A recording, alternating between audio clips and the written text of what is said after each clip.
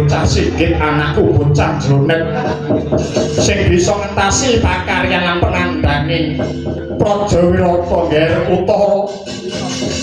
Kowe bocah anung-anung ing praja katite kowe bisa ngentasake panandang nyingkirake Kurawa kelawan Wadyabala Trigarta.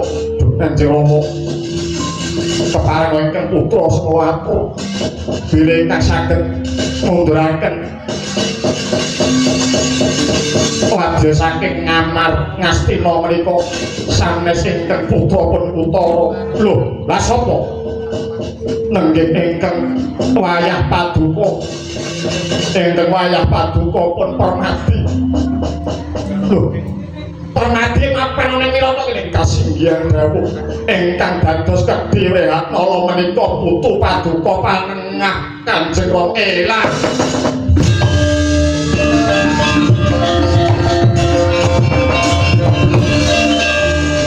Lajeng ingkang saged mejahi kaliyan Susarwa ingkang sempitula kaliyan paduka Kanjeng Rama menika sanes sanggihan bayunaning ingkang wayah panenggak Pandhawa ingkang Memba Jaka Bilawa menika istanipun ingkang wayah Werkudara.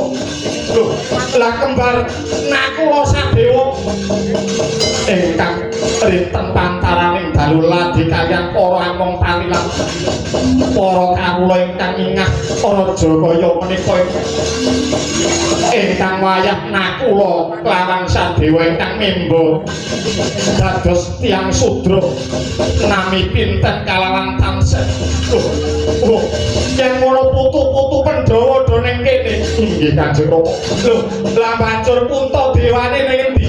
Ingkang sami nedeng nampi bendu paduka kepruk baidon bentet bleweran raipun menika kangka menika stanipun ingkang wayah Puntadewa. Aduh, Puntadewa njaluk